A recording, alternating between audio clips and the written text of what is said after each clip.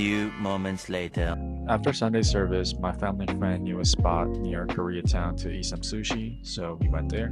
As you guys know by now, I'm a pretty harsh food critic, and this sushi spot was okay. For appetizers, we got chicken karaage, and honestly, it was a little disappointing.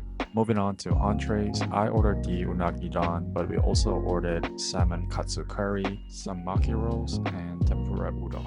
Overall, I will give sushi on Bloor 6 out of 10, which is not a bad score, but I wouldn't go out of my way to get the food. After lunch, we decided to take a walk to Koreatown, which was not too far from here.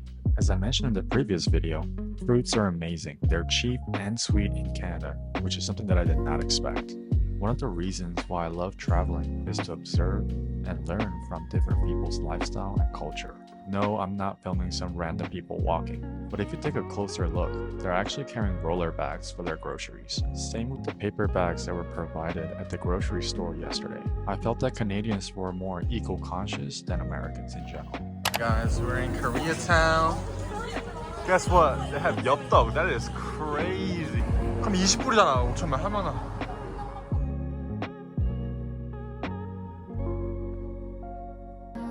Fit check.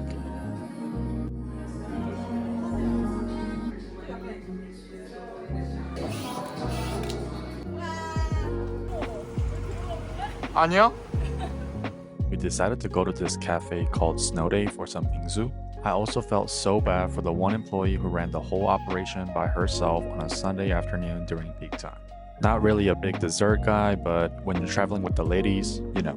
We got the mango bingsu and the red bean bingsu to share. 뭐하냐 지금 왜? 이렇게 찍어 수평이 안 맞잖아.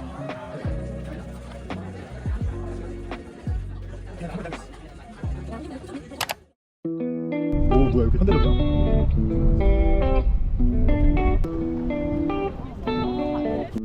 That's the main entrance. You see the CN Tower, then you walk in, and boom, you see the front, and there's a big lawn.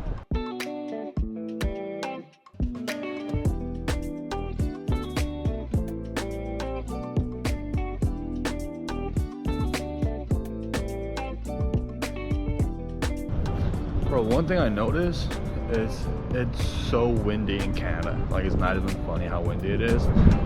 And apparently it's like a normal phenomenon that happens here. Gothic style building.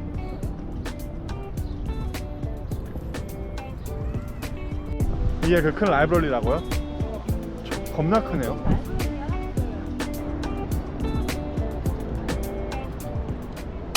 Walking down Bloor Street West, this specific area of Toronto is called the Mink Mile, similar to Rodeo Drive in Beverly Hills, where they have luxury boutiques. Alright, we're in the biggest bookstore in Canada, right? Actually, the biggest bookstore in Toronto is Indigo. 시원해. 너무 좋다. 너무 좋다. 이제 책 하나 사야 되겠다. Why the fuck you lying? Why you always lying?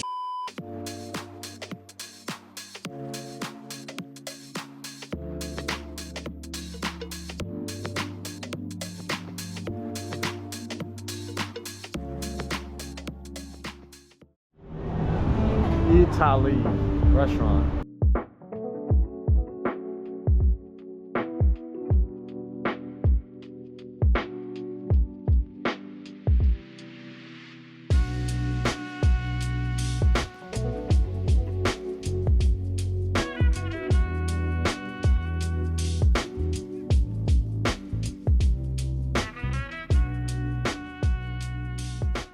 So, La Piazza was an interesting experience. Mole Cola was pretty cool, didn't even know it existed because I never saw one while visiting Italy. Think of it as the original Coke, but less sweet. Moving on to the food, the appetizer, fried seafood.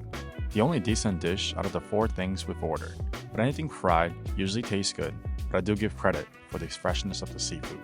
Next, the ragu pasta. Not bad, but nothing special. I've had better. Then, there's the 2 pizzas, Margherita and Quattro Formaggi. Margherita is always a good benchmark for an Italian restaurant. Honestly, mid. Quattro Formaggi, unimpressed, but to be fair, it is more of an acquired taste, and since I'm not big on aged cheese, it was not for me. I do understand the food was going to be overpriced due to its location. And maybe it's because I'm from the States, but the portions were ridiculously small.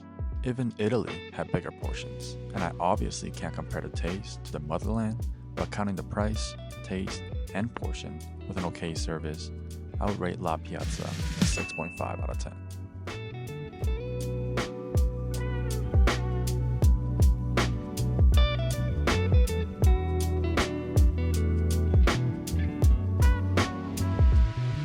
Bro, that place, that Italian place did not make me full, bro. So I had to come back and eat some leftover sushi and ramen. Like, bro, like that was crazy.